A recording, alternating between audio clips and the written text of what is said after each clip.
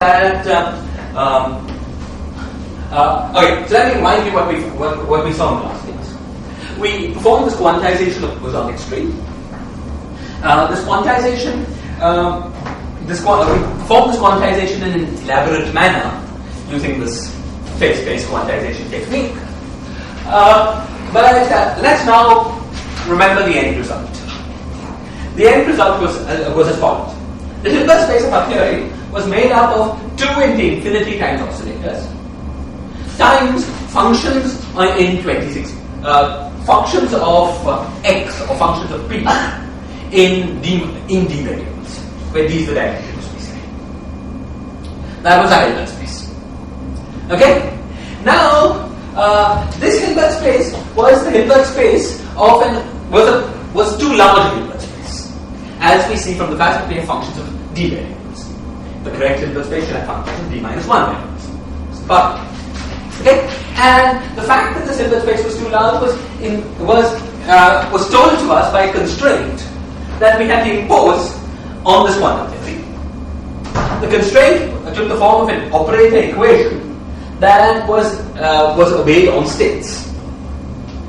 Okay, and that operator equation, well, there were 2 operator equations, one for left movers, one for right movers.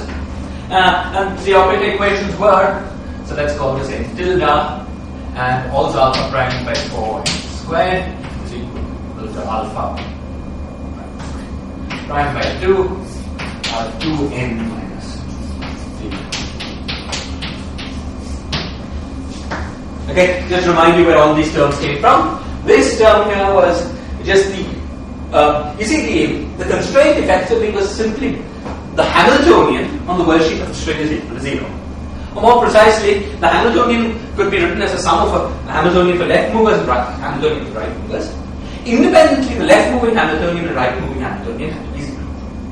Okay, so these are the two conditions: left moving Hamiltonian, right moving Hamiltonian 0. Okay, so let's remember what all these contributions were. This mass squared term. So this mass squared was minus p squared.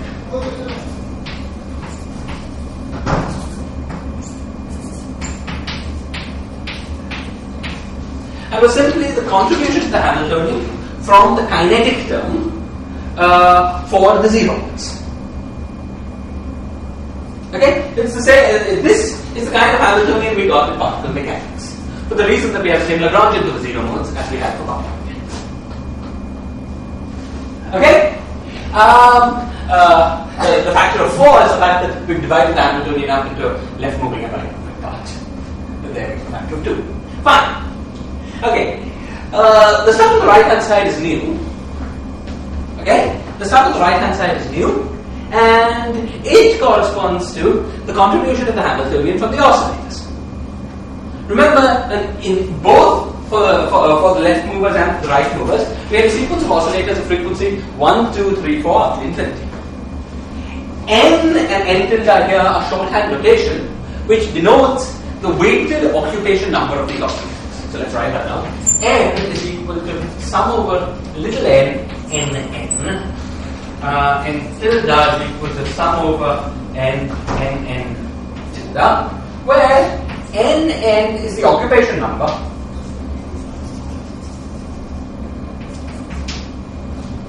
of the nth left moving oscillator.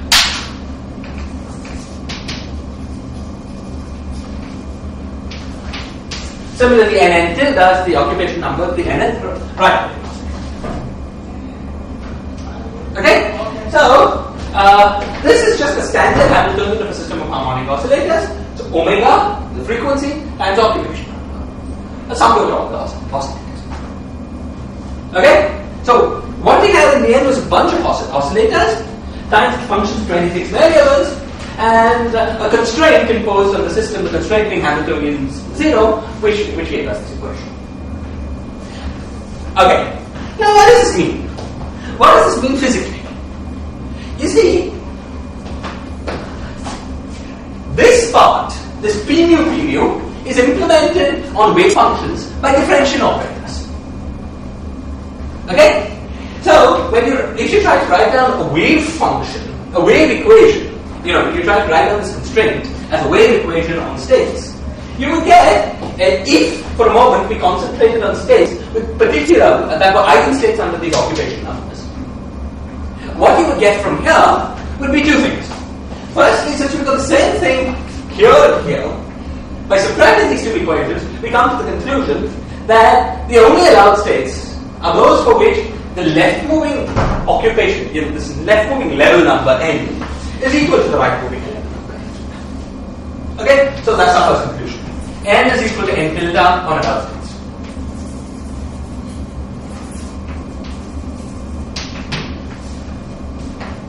And the second conclusion is that when this constraint is satisfied, the wave function of our system, the wave function of the system in any particular state with a particular value for n and n tilde is the Klein-Gordon equation. Is the Klein-Gordon equation for a particle of mass m squared is equal to, now let's get everything to this side. So 2 by alpha prime into 2n minus e minus 2 12, which is the same thing as 2 by alpha prime into 2n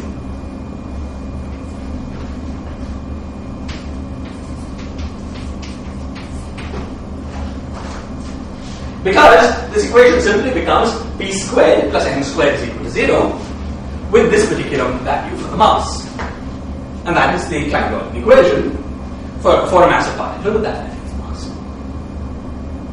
Is this clear? Okay? So what do we conclude? What's the physical interpretation of this system? The physical interpretation of this system is clear. What we have is a bunch of many different particles. How many different particles? Well, the particles are in one-to-one correspondence with the occupation numbers of this infinite number of harmonic oscillators. Given any set of occupation numbers of left movers and occupation numbers of right movers, subject to this one constraint, these are the only allowed occupation numbers. Okay? We have a particle of a given mass. Okay? What is the mass of the particle? It's equal to 2n minus d minus 2 by 12 times 2 by alpha prime. And that particle moves freely in space. It obeys the Klein-Gordon equation with that mass. Okay? Different occupation numbers give you different particles, which typically have different masses. What is the largest mass of the system? At this level, there's no largest mass in the system. N can become as large as you want, because occupation numbers, harmonic oscillators, are not counted from above. Okay? So, we've got an infinite number of particles of arbitrarily high mass, all fooling around with each other. Well, at the level that we've discussed things, these particles are free. So they're not interacting with each other. But of course, string theory is interesting because we can free ourselves of this free constraint and things will still start interacting. Okay? So, the quantization that we perform in this intuitive manner has given us already an interesting result. Okay? What we've got is a system of particles, of free particles, an infinite number of them, of arbitrarily high mass, all of which obey the free Klein-Gordon equation. Is this clear? Questions or comments? Okay. Now, we've answered the question of what the highest mass is in the system. Now let's turn to the question of what is the lowest mass in the system. Okay? What's the lowest mass of the system? Well, we want the smallest value of n squared. Here, the smallest value of n squared occurs when n is equal to n tilde is equal to 0. None of the harmonic oscillators are occupied. In which case, we get m squared is equal to minus 2 by alpha prime d minus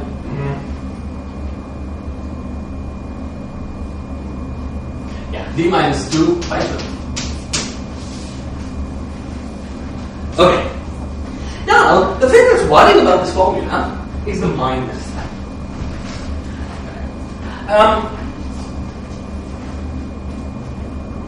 It's just a fact that the bosonic string, the string that's being quantized, includes in its spectrum a particle of negative mass. At least one particle of negative mass. Okay? Particles of negative mass have a name, they're called tachyons. Okay. Now, negative mass sometimes brings to mind, especially the word tachyons, sometimes brings to mind exotic phenomena like faster than light motion. This is all bunkum.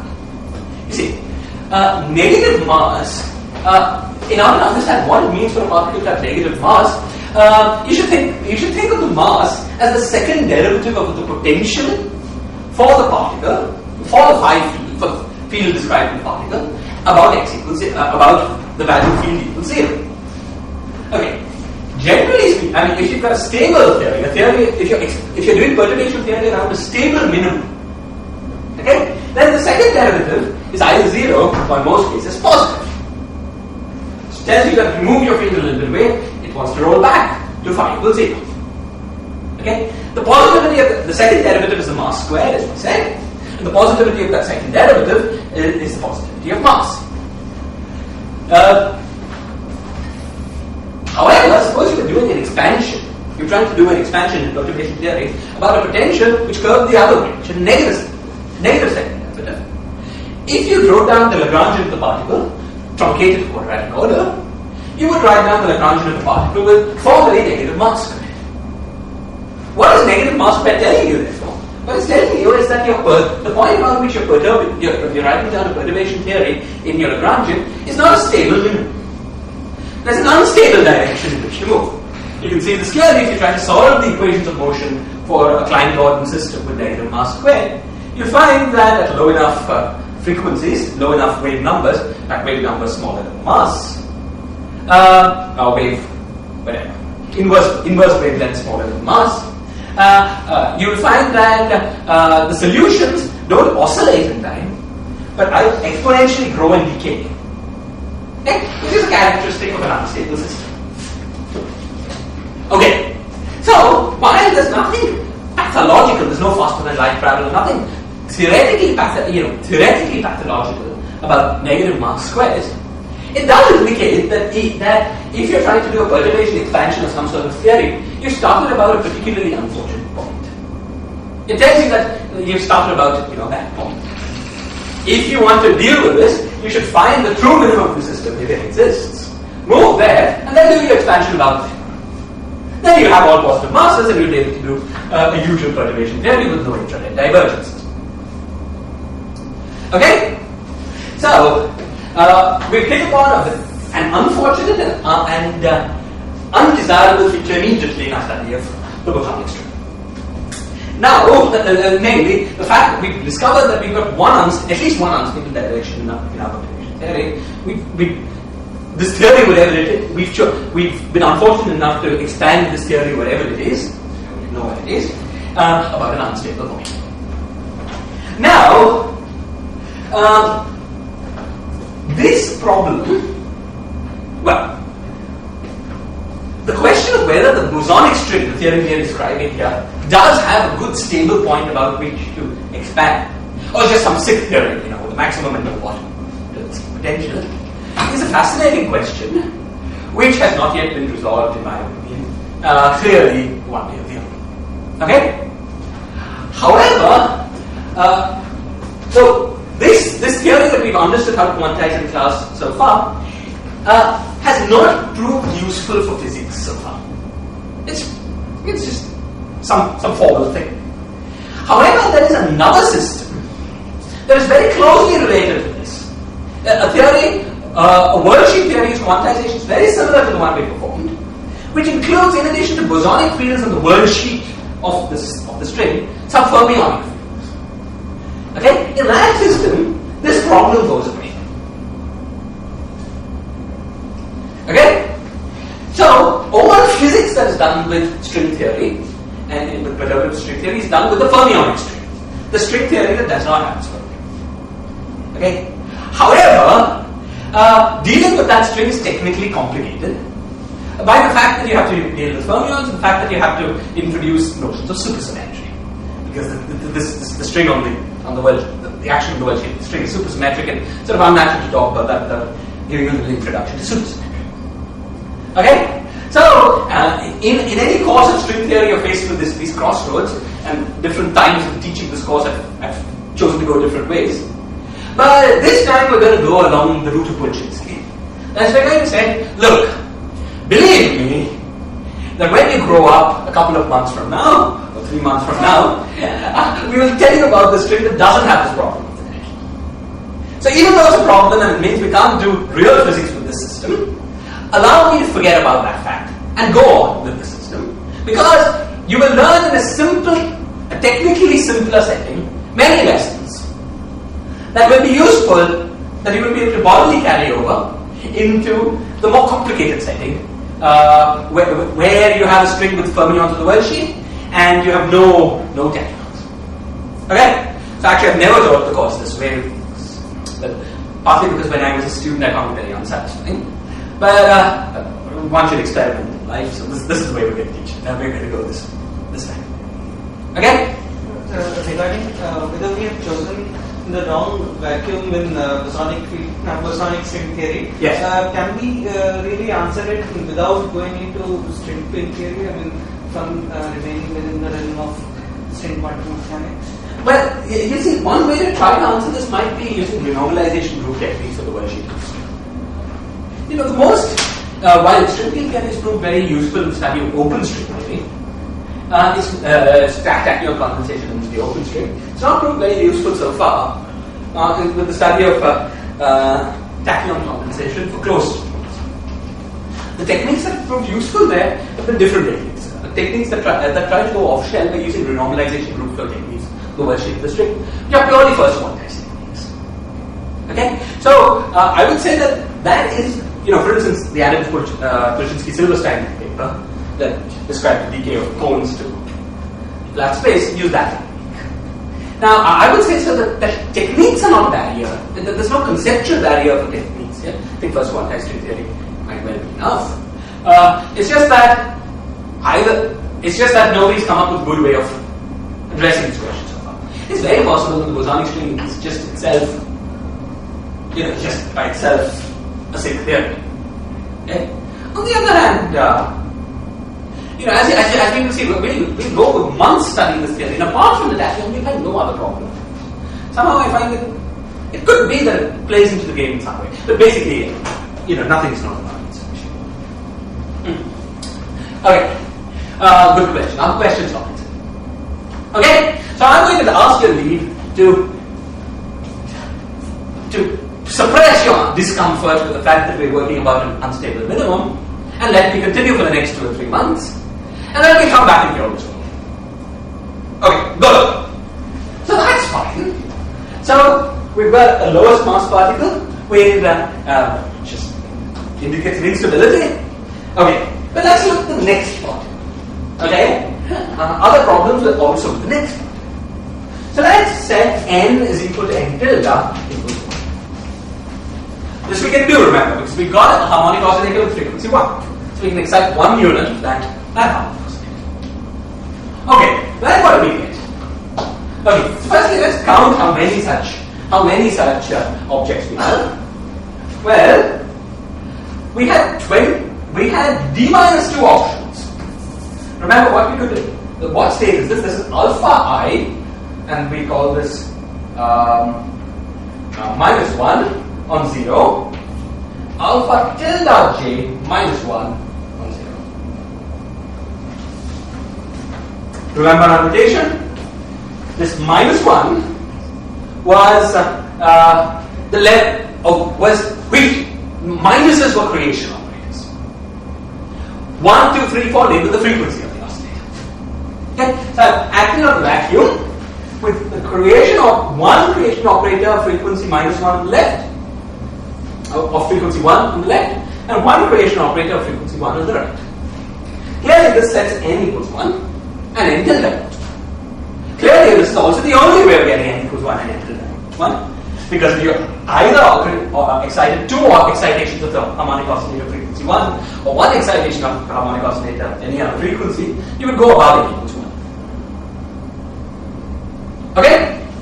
So, if we went to the next mass level, what is that mass? That m squared is equal to 2 minus d minus 2 over 12. We find that the number of such particles, the number of particles that we have here is 24 into 24.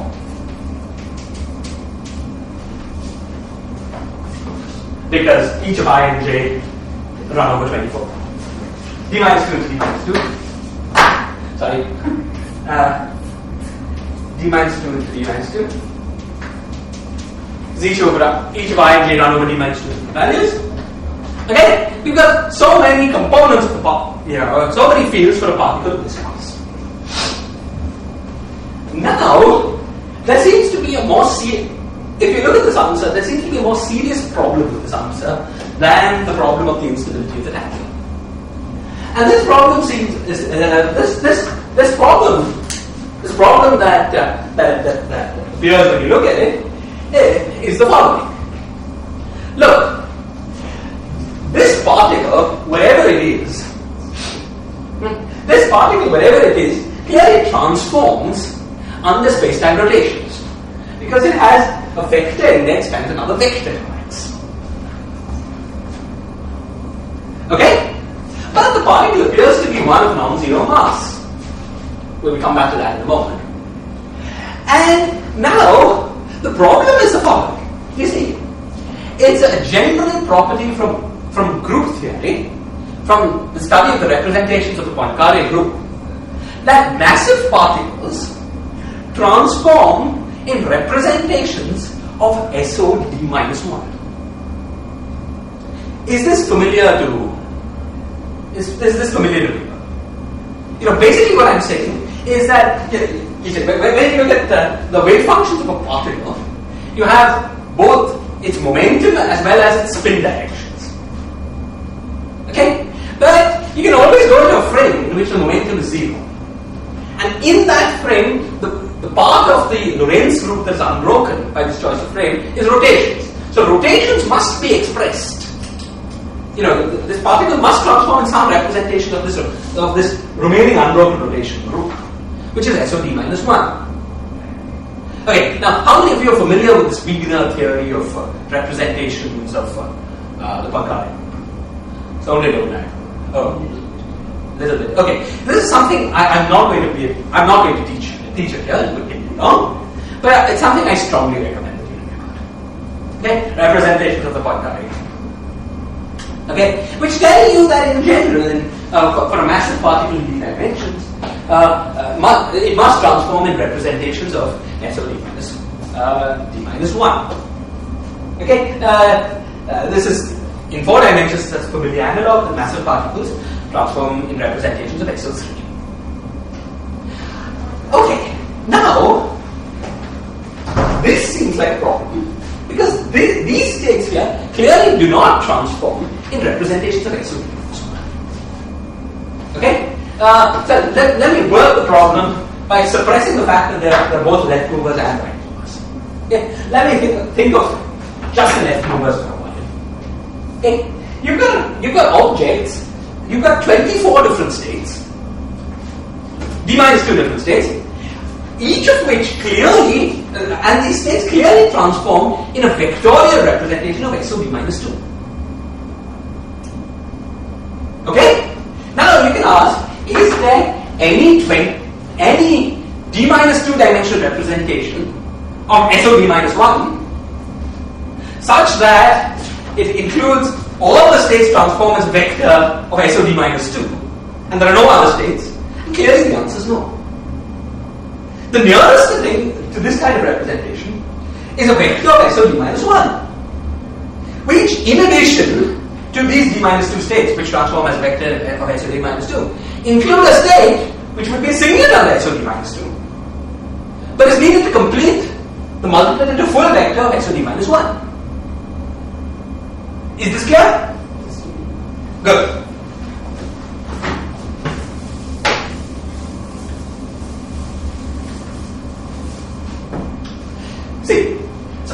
got some big SOD. Let's say SOD minus 1. Okay? And let's break this up into one row and one column. And so this is 1, and this is D minus 2. D minus 2. And this is 1. Okay. Now, let's look at a familiar representation of SOD minus 1, namely the Victorian representation. How many elements does this have? It has D minus 1 elements. Okay. These D minus 1 elements can be thought of as this column. Of these D minus 1 elements, with this choice of breaking SOD minus 1 up into SOD minus 2 other stuff, these guys transform as a vector of SOD minus 2. Okay? But there's one more element in the representation that under SOD minus 2 is a singlet. Is this clear? So there is a representation of SOD minus 1 that includes that when you break it up into representations of SOD minus 2, includes the vectorial representation. But but this representation has exactly one more element. Okay? And of course, if you think about it, you will convince yourself that there is no representation of SOD minus 1 that has 24 elements, that has D minus 2 elements, all of which transform in a vectorial representation of SOD minus 1, D minus 2. That's impossible, right? It's breaking the symmetry between the D minus 2 dimensions and remaining one dimension. Okay? So, this confusion is not changed when you tensor this thing with something else from the right hand side. So we conclude that the states that we've got at level 1 do not transform in representations of SOD minus 1. Now, this is in direct contradiction with some general theorem about how particles in D minus 1 dimensions, in a Lorentz invariant theory, D minus 1, in these space-time dimensions should behave. And so it looks like a contradiction that's more serious than needs to be. It looks just like you're getting something wrong. And you might ask, is there any way around it? Now, there is a way around it. And the way is interesting. You see, everything I said about particles transforming representations of SOD minus 1 is true for massive particles. But it's not true for massless particles. You see, the intuition is that while it's always possible to get into the rest frame of a massive particle, that's not possible for a massless particle. The best you can do is use Lorentz transformations to make sure that the momentum of the massless particle is in one particular direction. Let's say the D minus 1 direction. Okay?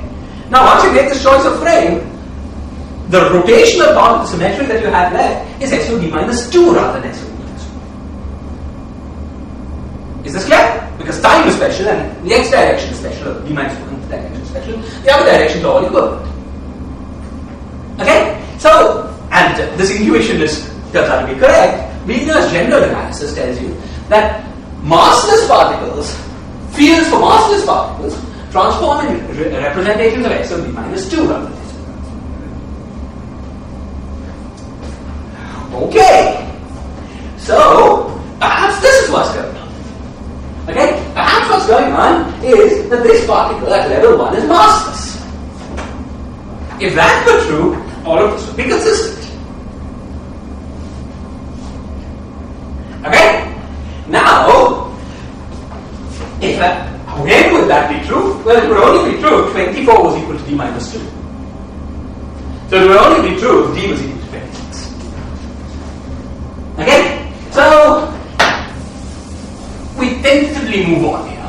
We say, well, let us, this whole thing doesn't seem to make any sense unless, let at level 1, we have massless particles.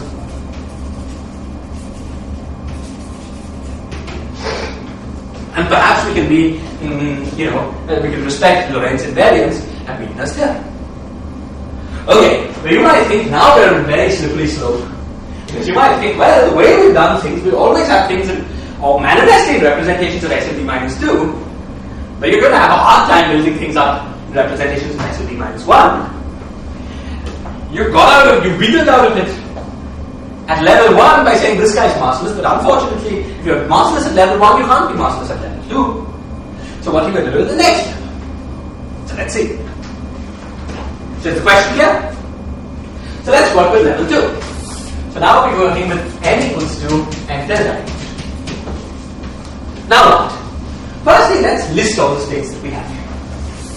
Okay? I'm going to just list the left movers.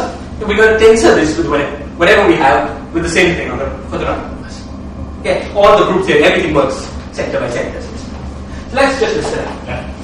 But firstly, we have alpha minus 1i, alpha minus 1j. Acting on the map. Is there anything else we have left?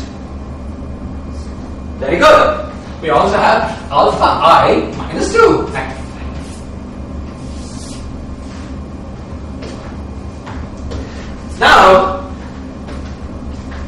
Now you might think, well, we've got everything in representations of x to the minus 2. It would be a miracle if it transforms into representation of x over the minus 1. But let's see if this miracle is indeed true. So let's look at a particular representation of x over the minus 1. Namely, the symmetric traceless representation of x over the minus 1. Okay? What is that? Its elements are matrices, are d minus 1 times d minus 1 dimensional matrices that are symmetric and traceless. Okay? This is unlike the representation we looked at before, which is just a column. It's a bigger representation. It's a matrix. Okay, and let's take this representation and break it out into representations of x over d minus 2. Okay. Now, let's see. We've got a matrix here. So, this part, so once again we take this matrix and break it up into 1 and d minus 2 and 1 and d minus 2. Okay, so this is d minus 2 times d minus 2 matrix. Is this clear? Okay, now clearly something that was symmetric in the full space remains symmetric in this space. So this thing here is a symmetric matrix of S of d minus 2. This is not traceless, not necessarily traceless, because the trace condition of the full space tells you that this element plus the trace is 0. Okay? But by agreeing to take, so the trace is not 0, but it's related to what's happening here. So it's not an independent degree of freedom. Okay? So, in counting representations, we can remove the trace if we agree to count this element. Okay, so the question I'm asking now is, if you have the symmetric traceless representation of x over d minus 1, what representations of x over d minus 2 does it break out? So what do we have? Well, we've got the symmetric tensor of x over d minus 2. Let's remove its trace. So that's the trace, some linear combination of the trace in this guy is a scalar. Plus, we've got these rows and these columns. Because the original matrix was symmetric, they equal to each other, so we can't only one of them. So the net conclusion is that what we've got is a symmetric traceless representation, a scalar, and a vector. Okay? So what we've concluded that sim traceless of d minus 1 is equal to sim traceless, or decomposes into sim traceless of d minus 2 plus vector of d minus 2 plus scalar of d minus 2.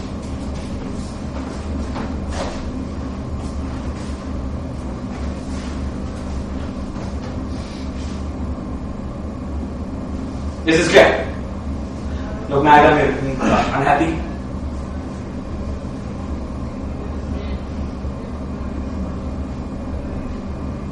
Okay, if you want to convince yourself by counting components, that the component counting matches. The formula you have to verify is that d minus 1 into d by 2 minus 1, symmetric traceless tensor d minus 1, is equal to d minus 2 times d minus 1 by 2 plus d plus 1 which I can't do in real time, but presumably is true.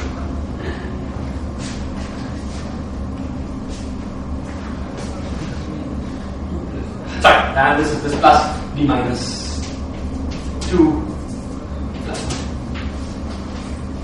1. And then maybe I can. Okay, we can take this out common. No.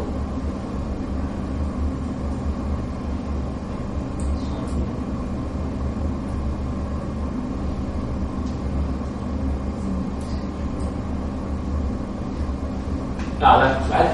That's it. What? Sorry.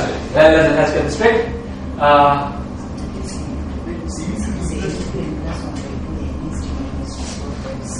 Right. So that's the trace. Okay. This is d minus 2 to d minus 1 by 2 plus a vector, so that's d minus 2 plus a scalar. Okay.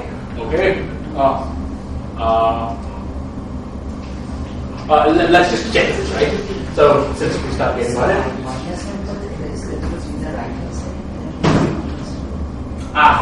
Thank you. There's also minus 1 here. And then is it right?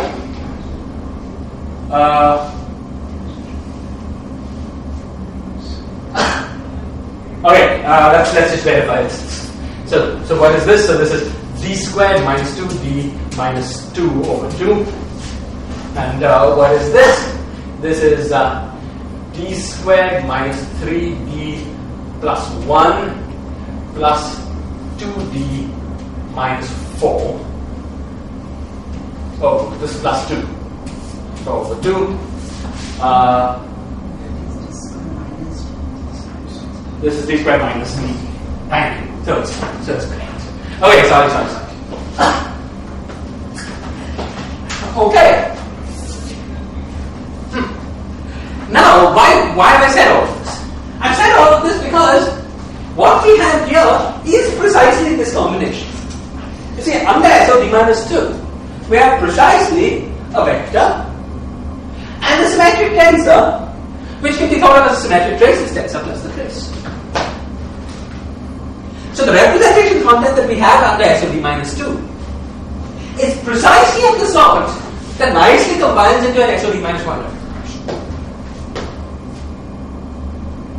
Since this works for left movers, it also works for right movers, and therefore it works for the tensor product. Okay, so at level 2 there was a potential problem, which actually is not a problem. The group theory is okay. Now, although we're not going to try to check this in class, if you guys wanted, I could give you assignments for this course. There's a way to formally check. Okay, so certainly I would advise every one of you to check this at level 3. Check at level 3 with the second intervals. Okay. There are ways to formally check, but this continues to happen at every level. Okay? So, all you need to do is one cheat. That one cheat is not actually cheat because, well, it fixes something you didn't know. It fixes what dimension you were working. Okay? But once you've done the one fix, everything else works. Okay? So the theory that we're working with is consistent with Lorentz integrals and group theory, representation theory, but only if we were working in D equals 26. And the reason we needed that D equals 26 from this point of view was for this one little thing that stays at one particular level, namely the first level, would violate Lorentz invariance unless it were true that they were masses. Okay. Now, you might ask, where in our quantization procedure, what's logically necessary to ask for D equals 26? See, it's a little unsatisfying to follow a procedure which you think is okay, and then fine-tune some parameters in that procedure, not on the basis of logic, but on the basis of the answer making sense. It's a little unsatisfying. And, we will answer this question in the next 4 or 5 lectures. But in order to answer that question, we have to do a a slightly more serious job of the quantization of this theory. Okay? But let me give you a very rough answer to that question immediately. You remember that in this procedure of quantizing the string, the place we got this minus 1/12 from included a physical assumption. That was the assumption of conformal invariance of the word sheet of the string. That was the thing that uniquely fixed. That was the thing that uniquely fixed 1 plus 2 plus 3 plus 4 equals minus 1 over 12. Okay, now the conformal invariance that we wanted was a consequence of symmetries that we wanted to inform, that we wanted to have, wanted to keep true in our quantization. These symmetries were reparametrization invariance on the word sheet of the string and while invariance on the word sheet of the string. Okay, so while it is true that these two symmetries are only maintained provided that D is equal, provided that 1 plus 2 plus 3 plus 4 is equal to minus 1 over 12. This turns out not to be the only condition. If you do a more serious job of analyzing the path and textbook of this theory and asking the while invariance and the diffeomorphism invariance and the word sheet of the string remain symmetries of the theory, you require, in addition to the span, you require that D is equal to 26. How that comes about, we will see in the next few lectures after we understand the conformity. Okay, but I just wanted to assure you at this point that there is a systematic procedure. That if you do things more seriously, you will see where in the procedure things break down, unless D is equal to 26. So D equals 26 has another more satisfying derivation, which we will get to rather soon. Okay, but once you know that, we're happy with our quantization of the string. Okay, and now let's immediately look to see. See what the consequence, what the result that we got is. So we've got this one unstable particle which we decided not to bother with. But here in addition we've got some massless particles. Now that's nice. Massless particles are always interesting. They're always really interesting physics. So let's understand exactly what the massless particles we have. Okay. So massless particles, remember, were in the 24 times 24 of SL24. The vector times the vector of SL24. Now if you try to take this vector times vector and decompose it into irreducible representations, can somebody do that for me? Can somebody decompose vector times vector into irreducible representations of any SO group? Very good. Very good. Symmetric tensor, traceless symmetric tensor, antisymmetric tensor, and the trace. Okay, so what we get here is under SO24 we've got a traceless symmetric tensor, an antisymmetric tensor, and a trace. The point is, okay, these two, the fields associated with the antisymmetric tensor has a name, it's called BUU, and we'll encounter it in many guises as we go along in our stable string theory. The field associated with the trace also has a name, it's an important field, it's called the diatom. We'll encounter it, you know, as we go along in our stable string theory. But the thing I want to focus on at the moment is this traceless symmetric tensor. Okay, the traceless symmetric tensor is very interesting. It's very interesting because if you take Einstein gravity and linearize it, okay, linearize it, look at small fluctuations, and you ask in what representation physical excitations, physical excitations of the graviton is transformed in 3 dimensions. The answer to that question is in the traceless symmetric tensor representation of SOD minus 2. Okay? So the fact that we've got a symmetric tensor floating around the place, is a tantalizing indication that we may be a massless symmetric tensor floating. That's really crucial. Okay? Is a tantalizing indication that we may be dealing with a theory of gravity. Okay, now it may be more than an indication. There are various claims whose levels of, how much you should believe these claims up to the reader. But there are various claims, the most systematic of them being by Feynman in this book that he wrote called Lectures of Gravitation. Okay? There are various claims by various people, most systematically by Feynman, that if you want to study that any theory that includes massless symmetric fields and is a consistent unitary makes up a consistent unitary quantum field theory, okay, must be a theory of gravity. And what do I mean by theory of gravity? In the sense that it must implement diffeomorphism invariance. Okay, let us, for our generalized purposes, talk about any theory that is invariant, that implements diffeomorphism invariance as a theory of gravity. Okay, so the various claims floating around that say that if you have the only way to make a consistent quantum theory of massless fields in massless tensor fields, okay, is by making it a theory of gravity. Let me give you a 1-minute introduction to the idea behind these claims. The idea behind these claims is very similar to the idea behind, a similar likely to be true statement about vector fields. Suppose you take a theory, a quantum field theory involving vector fields, a theory involving mu. Okay? And you canonically quantize it.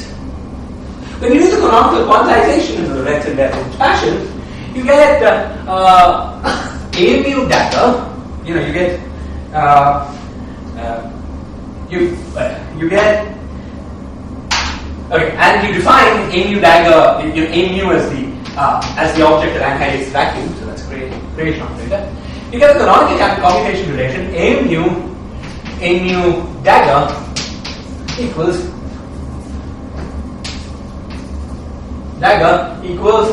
eta mu.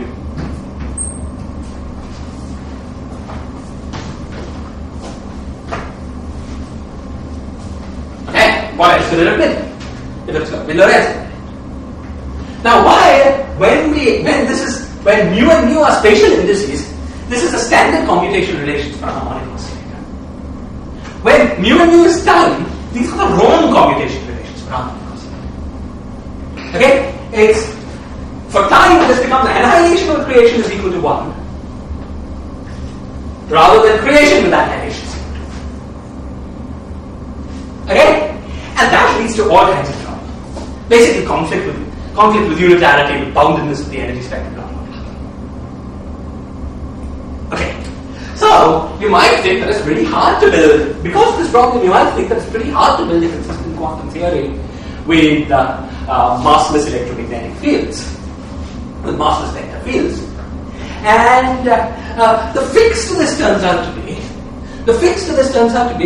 and it is hard to build a theory, the theory just based on the Lagrangian del a mu, the whole thing squared, makes no sense.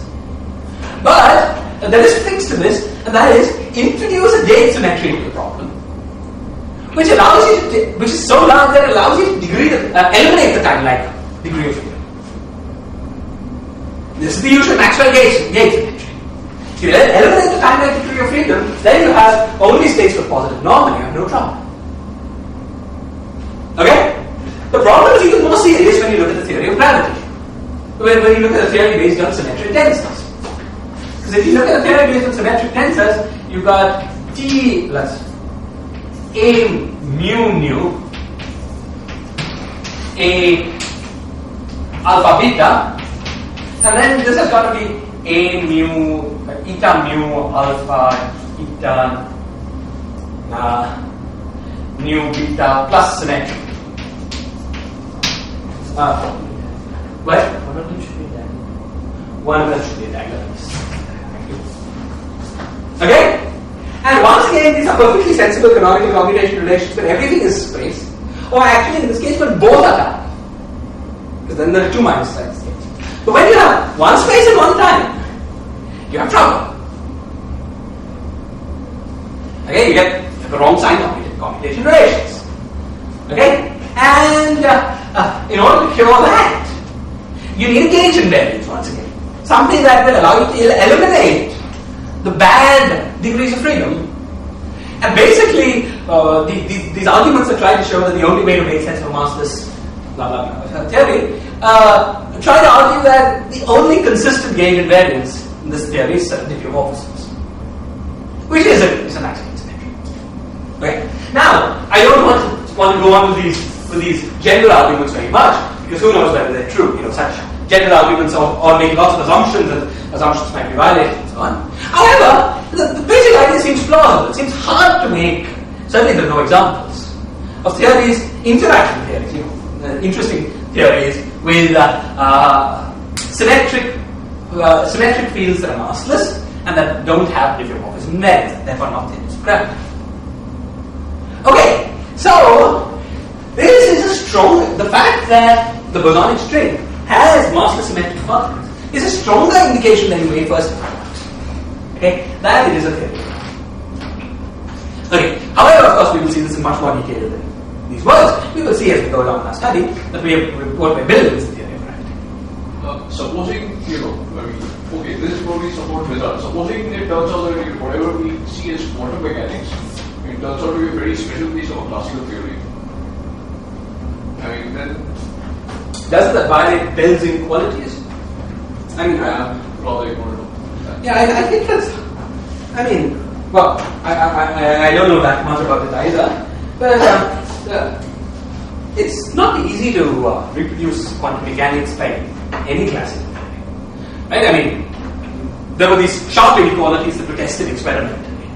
So that in any classical theory, you get something less than this. In the quantum theory, you get something that violates that bound. The tested experiment. It's not, I'm asking this because most of the time, the actions we deal with, they turn out to be very classical things. Yes. But they're quantized. Somehow it seems to work. What seems to work? The classical actions, and after we eliminate the zero modus. Well, any quantum system which is weakly enough coupled with nature or small enough is approximately classical. And so has classical limit. So that's true, but it doesn't stop, spoil the fact that it is quantum. It's just how weird quantum physics is from a classical point of view. It's really well emphasized by these lectures that Feynman gave, in Feynman lectures on physics, the first 3 chapters of volume 3, in which he tried to track down which hole the bullet was. It's, maybe if you make things weird enough, you can make things. It's not easy. Quantum mechanics is very different from classical mechanics in rather important ways. Also, as those lectures emphasize, it's never consistent in a quantum theory to have half of the word quantum and the other half classical. That's never consistent. Can somebody tell me? Okay, we'll take a 2-minute break just to answer this question. Can somebody give me an argument? A simple physical argument that tells you that's not, world would be inconsistent if there was anything classical. Okay, let's be clear. If gravity was classical, everything else was quantum, could this be consistent? Would make sense. In all length scales, certainly, there should be, how can the theory be certainly be different in certain length scales? Okay, but we want a sharper argument. If it has to be classical at one length scale, it has to be classical at all scales. Why? Because uncertainty principle. The uncertainty principle will be finite. Good, can you sharpen that? Basically, you can make gravitational measurements which can measure. That's exactly right. Let me just say that. Let me just say that more. In the context of given experiment. So, experiment Feynman told us about. Those lectures. If you remember, he was dealing with double slit experiment. Okay, he was dealing with double slit experiment, and he was throwing electrons at the slit, and was finding that if he had one of these slits, he got a curve like this. Another slit, he got a curve like this. the same size and overlapping in the center. What? Okay. But if you have both of them open, you got a curve like this, like of interference.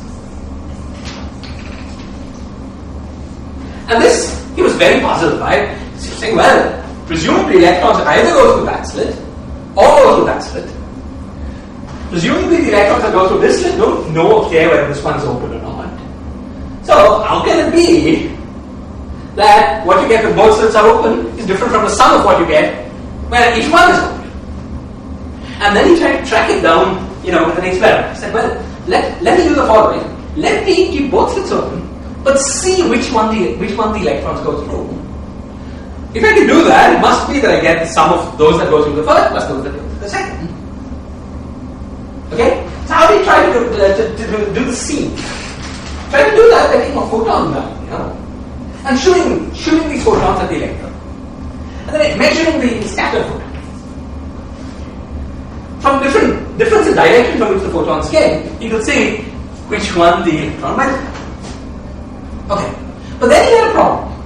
He had a problem because if he chose the photons to be too small in wavelength, then the kick they carried was so strong that it could take an electron that was headed there and make it head here.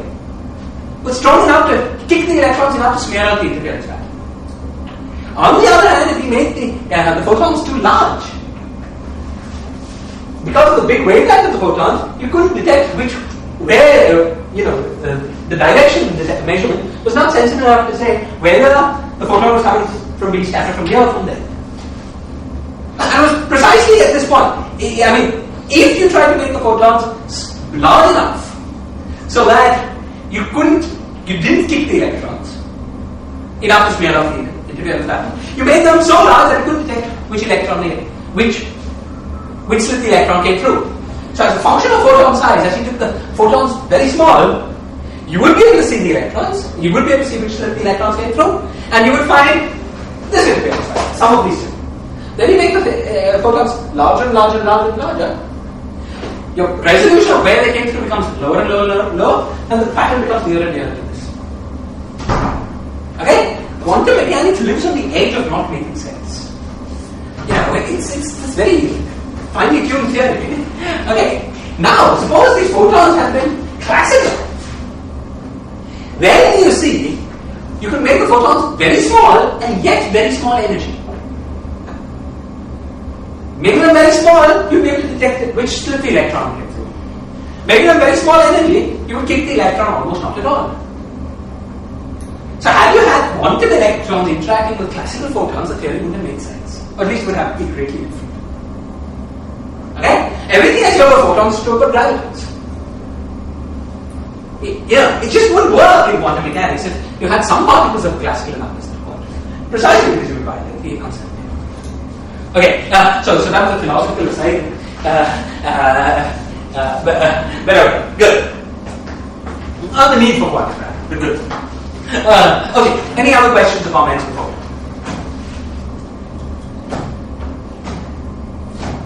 Okay, so we've completed our little mini round one.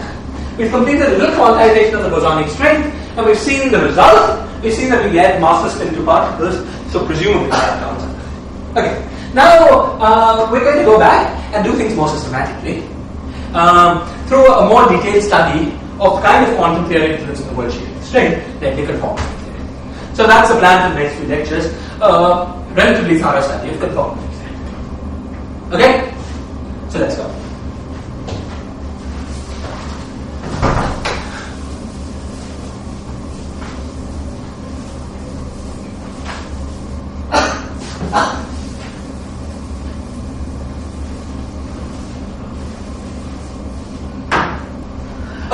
Our study of conformity theory, and much of what we do in this course, which is quantum mechanical, will be done following Kolchinsky. Okay, so now from now on I'm following Kolchinsky chapter 2, but perhaps not in the order that Kolchinsky chapter 2 is written, which I find very convoluted. As it doesn't set in the camera. Okay.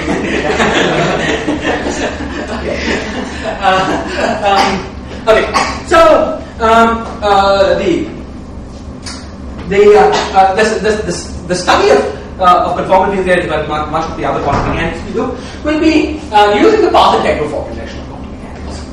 Okay, so partly as a warm up in using path integrals, but largely because we need the results.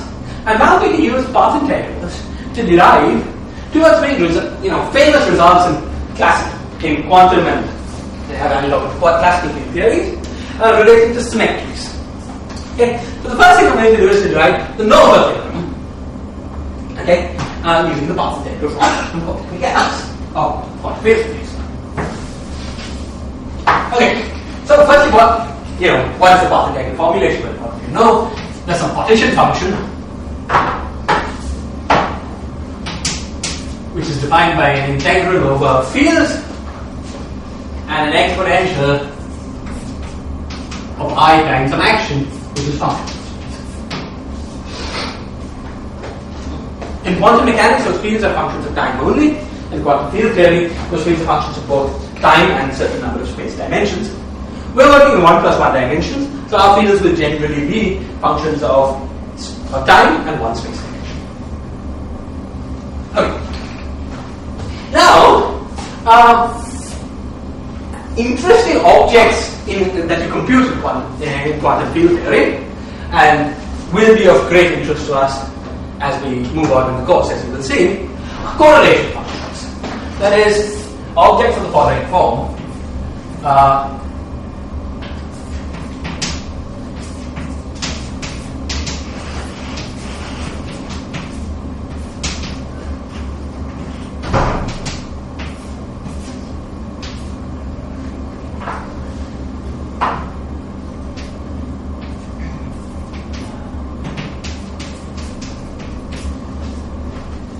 Okay, I'll tell you what these.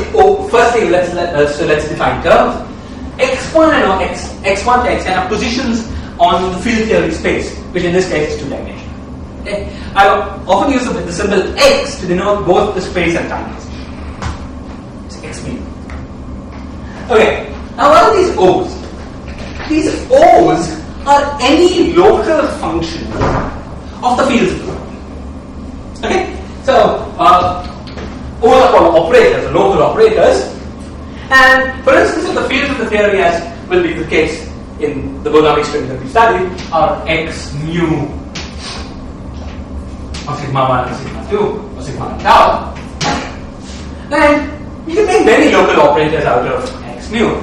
For instance, you can make the operator, well, x mu itself is an operator. You could make operators like del alpha of x mu at a given point in space, or you could take e to the power I k x at that same point in space, and so any functions of the x's that depend only on the value of the x at the particular point of interest and is immediate neighborhood. Okay, so depends on the fields and derivatives of the fields at that point. Okay. So, as we will see as we go along, the combination of correlation functions for the action on the wedge sheet of the string will be very important to us. Okay, so, these correlation functions are often defined after dividing by the partial functions.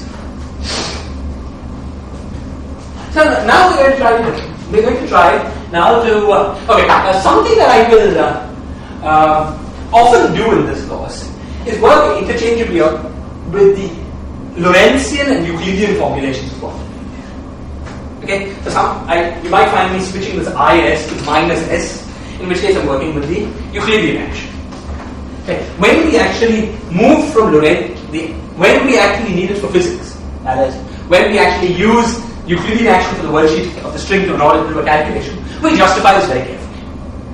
Why the physical calculation that we want to do, which is a Lorentzian calculation, can equally be well done in a Euclidean setting. But until we get there, for formal purposes, the manipulations I will do will sometimes be Lorentzian, sometimes be Euclidean space, sometimes it won't matter, sometimes it will. Okay. So, for manipulation purposes, for formal purposes, I will often work in the Euclidean theory. In order to answer a physical question, we must be very careful about what we're doing, and we always do that. Okay, but the next few lectures, the next 5 lectures or so, will be about conformal field theory. We'll be doing no string theory. We'll look at the application of this to the study of string theory only 5 lectures from now. Okay, so it will be hard in the next 5 lectures to answer questions like, where will this go into string theory, or why is this the correct thing to do from the point of view of string theory? Because, we'll get to that only 5 lectures.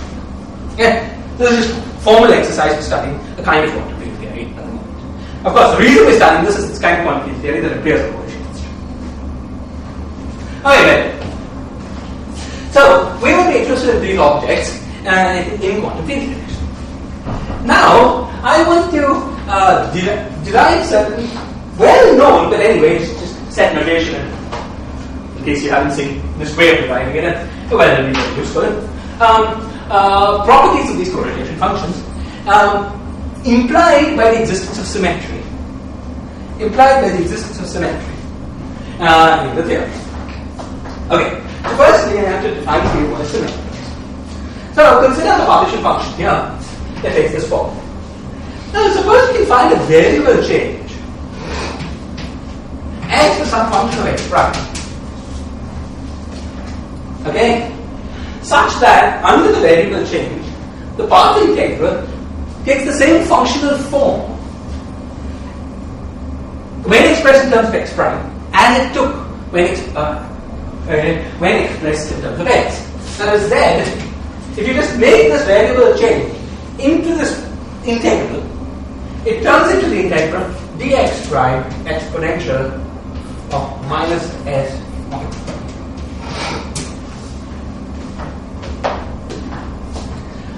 I emphasize that what I'm talking about here is functional form, because all I've done is a variable change. A variable change can't change the value of an integral. Of course, whether you make a variable change by symmetry or by anything else, the value of the integral hasn't changed. But most variable changes will change the form of the integral. Okay? If you can find symmetry variable changes that don't change the form of the integral, it's the same function, the integral is unchanged. Okay? Such a variable change is called a symmetry of a path. Now, why are symmetries interesting? Symmetries are interesting because they're associated with conservation laws and related to water. Okay? So let's try to understand. So, firstly, we will be interested mainly in continuous symmetries.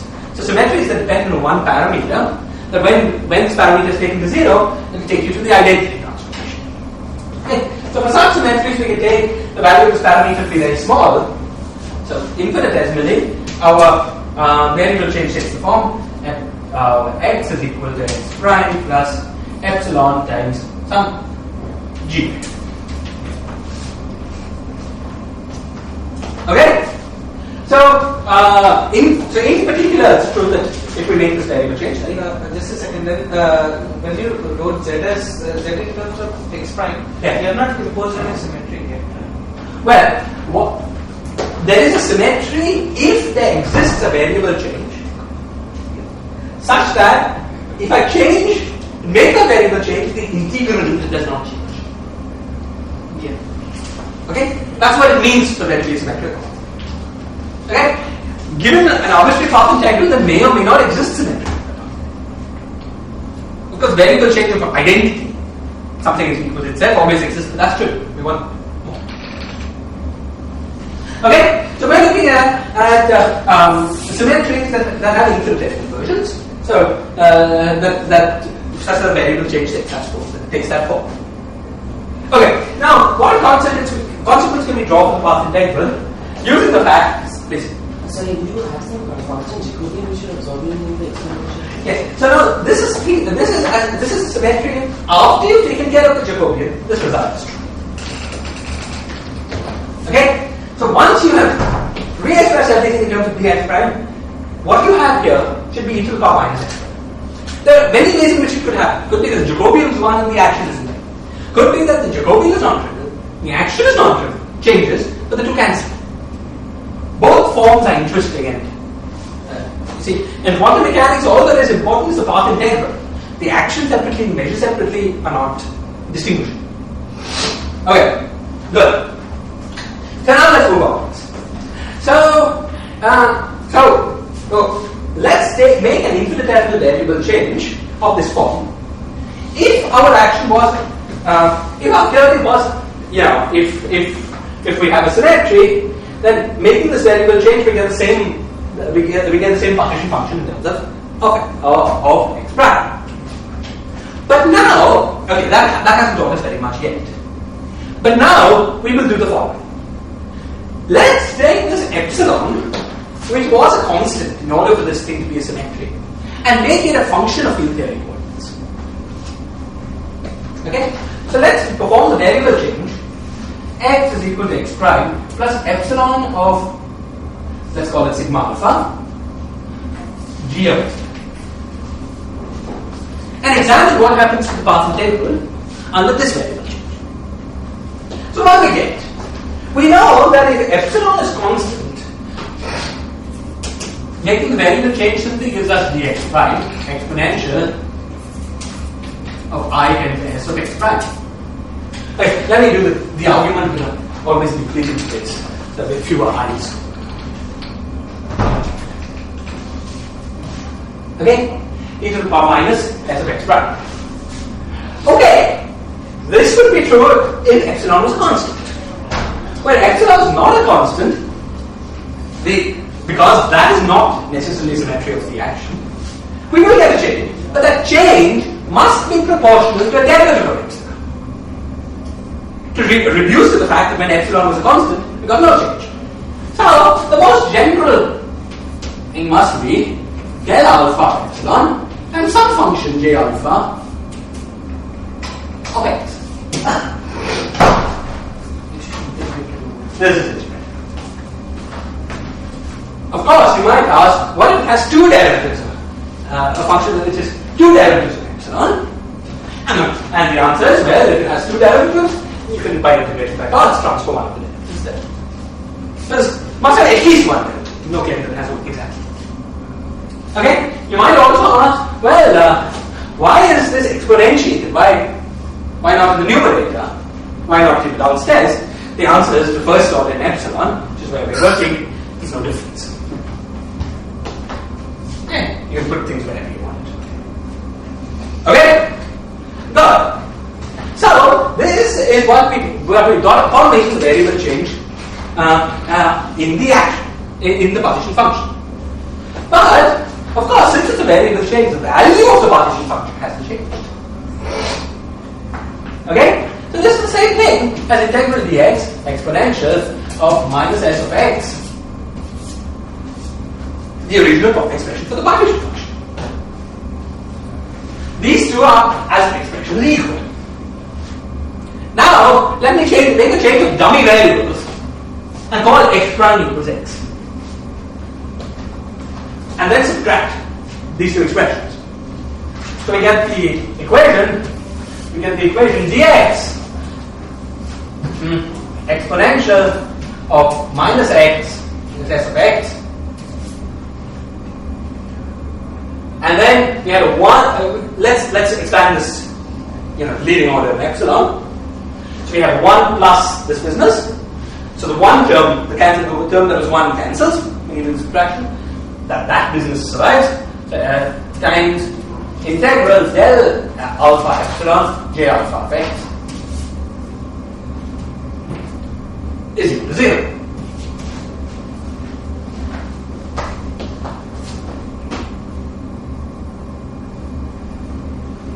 This is true for any function that we choose for epsilon, and therefore we conclude that the expectation value, now let's integrate this by parts.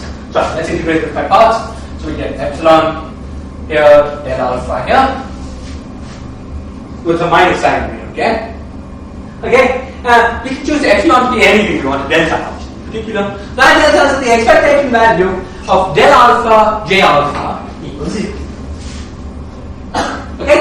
So we've reached our first conclusion. Our first conclusion is that every time we have a symmetry inside the path integral, that implies the existence of conserved charge.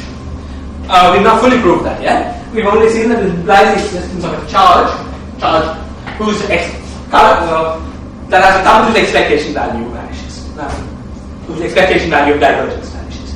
Of course, we want more, and we'll soon see. But is this observation just on shell or is it valid off shell as well? No, it's just on shell. I mean, we'll see exactly how. In the quantum theory, the classical analog of the statement certainly is not valid if you violate the equations. Okay? And we'll see exactly how on shell the statement is. Okay, now this is an interesting statement, but as we said, the thing that we are often really interested in is expectation values of various operators. So the thing that would be more useful to have is a statement about what del alpha j alpha times O1 On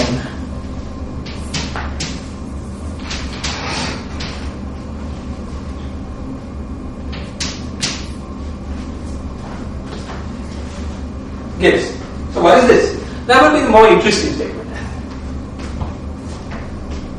Okay, now how do we answer this question?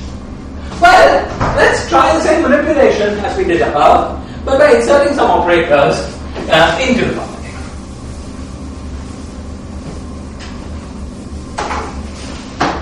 Okay, so suppose we start with we take Z, which is